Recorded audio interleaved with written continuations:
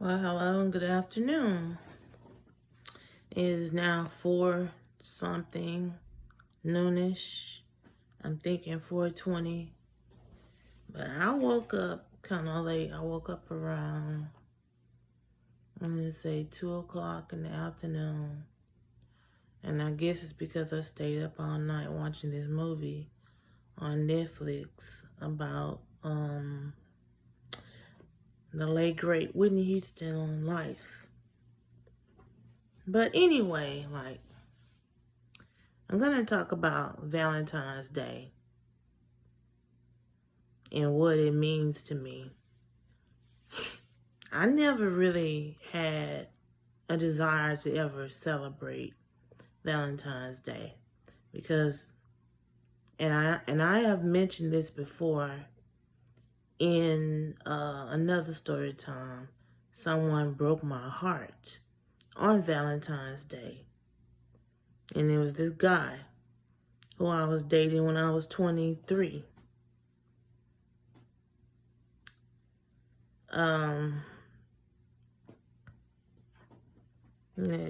It was just so heartbreaking because I dressed up in all pink. My hair was fixed nice in curls, and I had my makeup going on, and I had matching earring and necklace that I bought myself for Valentine's Day, and so I waited up all night for this dude, and his name was Chris. I waited up. He told me that he would be at my house around 8 o'clock to pick me up and take me out for Valentine's Day. This dude never showed up, so I vowed to never ever celebrate Valentine's Day ever again because of that situation. Because I didn't want another dude that's going to come in my life and lie to me about coming to celebrate Valentine's Day with me. That was very, very heartbreaking for me. That was very hurtful.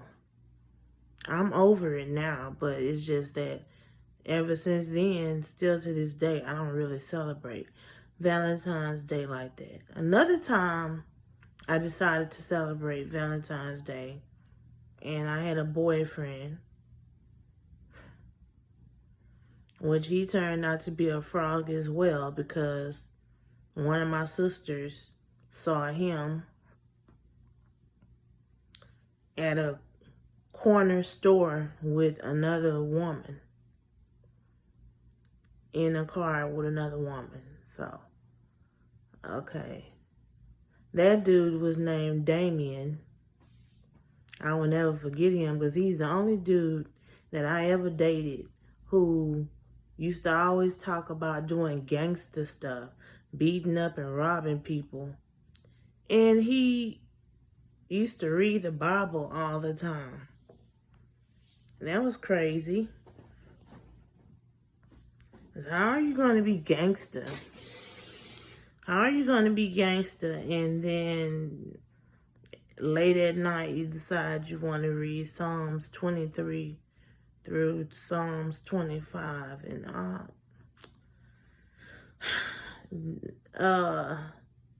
long story short, Damien ended up giving me something nice for Valentine's Day.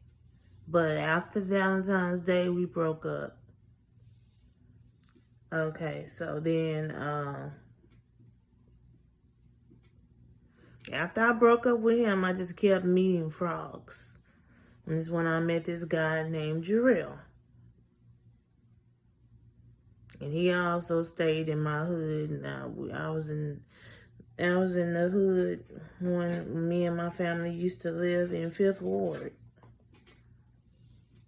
Jarrell was not, he didn't have it all up there. He was crazy. This dude would talk to me crazy, belittle me, curse me out, basically treat me like shit. And I would always go to his house and spend time with him and everything, until one day I actually saw for myself.